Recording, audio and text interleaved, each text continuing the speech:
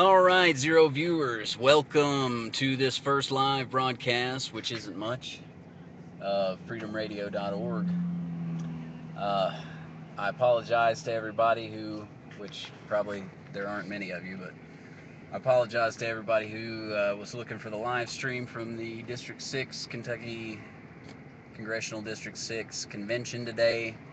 Um, we have decided to reserve our infiltration and videotaping efforts to the state convention on June 9th.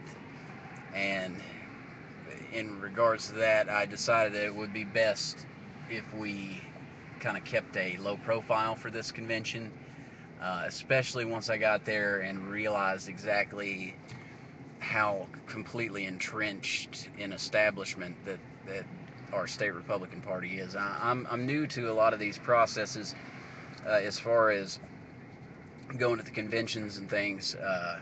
Obviously, somehow I've managed to go through this show that I've started making um, without mentioning somehow that I support Ron Paul. Well, just so that it's clear to everybody at this point, I've tried to keep to a degree a little bit of anonymity when it comes to supporting Ron Paul, and that is not because I fear reprisal for my own self. It is simply because uh, sometimes, as a journalist, which I guess I'm calling myself now, not professionally, but um, you have to maintain some sort of ability to infiltrate. Just like an undercover cop wouldn't go up to his mark and in his uniform and then go try to meet him the next day and uh, so I've tried to keep myself a low profile for a little while so that I can get involved in the county party, the Republican Party, and get involved with this district convention and state convention. Well, at this point, it's quite obvious, regardless of what I have said or haven't said, who I support. It's also quite obvious to me that I'm, and let me preface this by saying, Jessamine County, Kentucky, Jessamine County Republican Party, thank you guys so much. And I've said this 1,000 times. Now, this doesn't go to everybody, and I'm not trying to be rude, but almost everybody within the party has been so welcoming and so kind to me, and I've really not been treated like a kook, as so often us Ron Paul supporters are treated.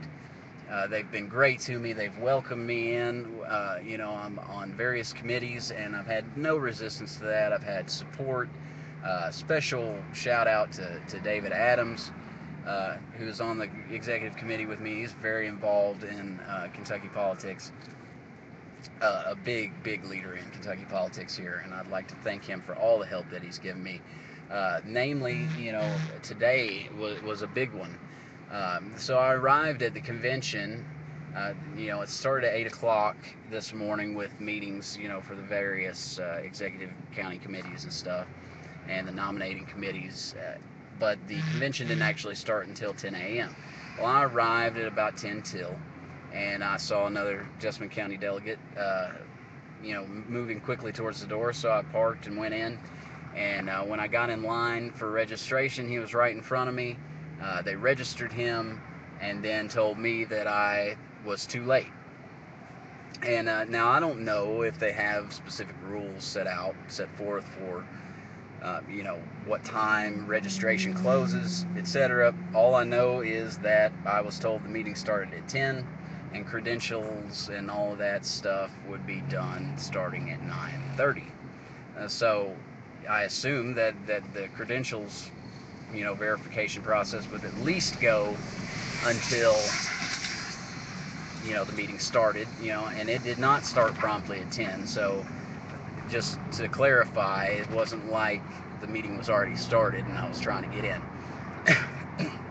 So another special thanks to Bob Barney today for a couple of reasons. Number one being that he was standing there when they refused me entrance into the convention, and he immediately stood up and tried to help me get in there, and it had no qualms about doing it. I really appreciate that, Bob, so thank you. And then he managed to actually get me an audience with one of the higher-ups, and they took me over to the credentials verification room, I guess you would call it.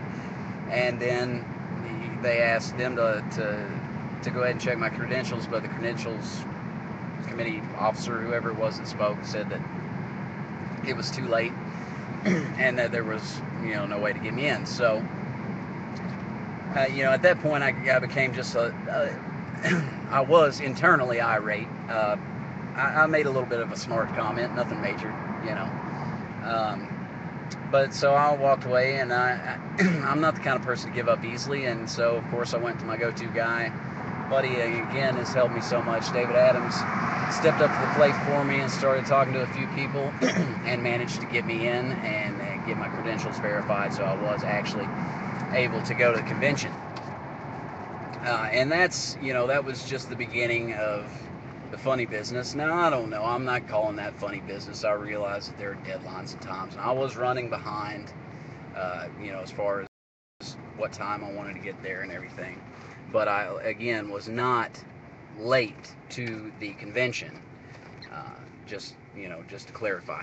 So anyway, after that, we started the convention process, and of course, as I was an alternate delegate to start with, taking the place of someone who couldn't make it, I had to sit to the sidelines until they finally allowed the delegates, the alternate delegates, to join and take the spots that were open, which that took quite a while, and actually somebody had to call a point of order to make it happen. I believe that, no, I may be mistaken about this, but I believe that was also Bob Barney that did that, and so I finally got to sit over with my fellow Jessamine County Republicans, and then it really, I don't know where it went from there.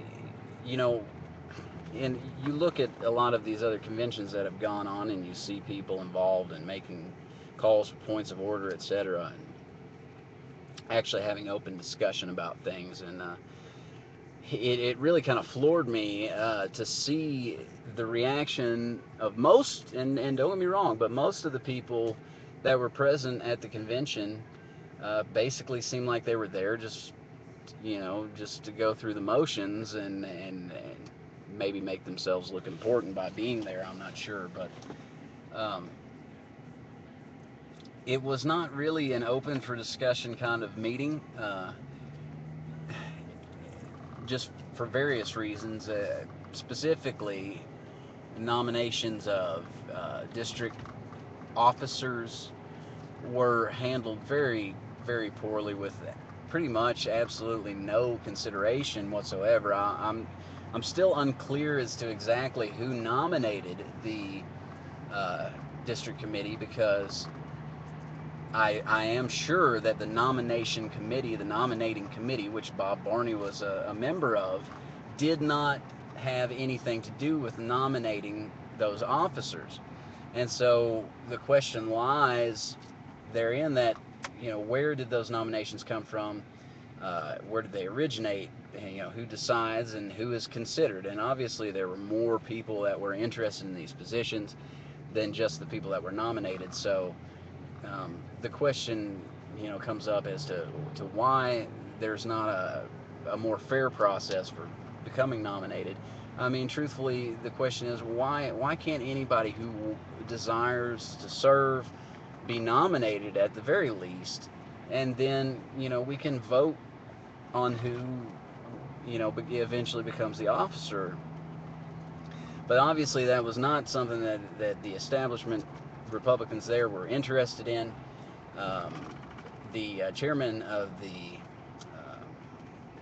meeting, and I'm his name somewhat eludes me, I believe to be Forgy, and he's been involved in the party for a long time. He told stories about being involved in the party since 1950, and that's great. I applaud the fact that he has been active. But as we know, that a lot of these people that are involved with the Republican, the Democratic Party, these establishment Republicans and Democrats, they're really not necessarily interested in serving the interests of the population of this country or this state, for that matter.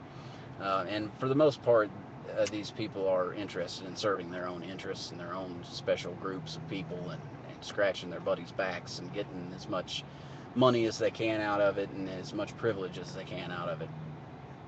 So just because someone's been involved for a long time doesn't necessarily mean that they're a good person.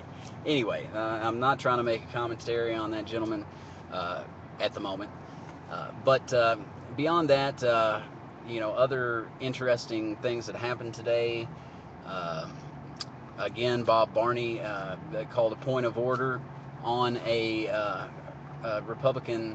Kentucky Republican state rule that actually, if I'm not mistaken, I don't want to go beyond my bounds here, Bob, and steal your thunder. If I'm not mistaken, I believe it was I that originated this idea that you have, because we were talking yesterday about the rules for becoming a national delegate from Kentucky.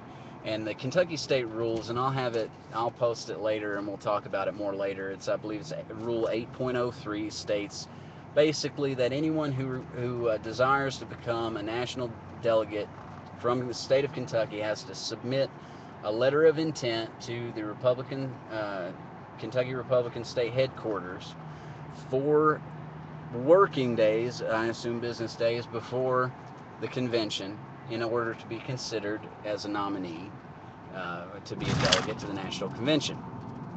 So Bob Barney called this point of order to state that he was on the nominating committee and that he did not get to view these letters, that they were not available. As far as I understood, was his claim that they were not available at all.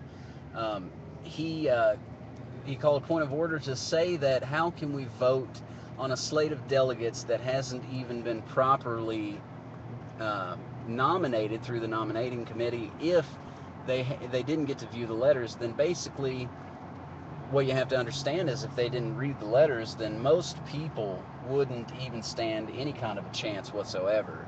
People like me, for instance, that and this is like I tell everybody all the time, I'm nobody. I'm just a guy that loves liberty, and I do this radio show and a few people watch it, and that's great, and I appreciate every single one of you checking this out and giving me your time. But really, when it comes right down to it, I'm nobody special. I'm just a guy that loves liberty and wants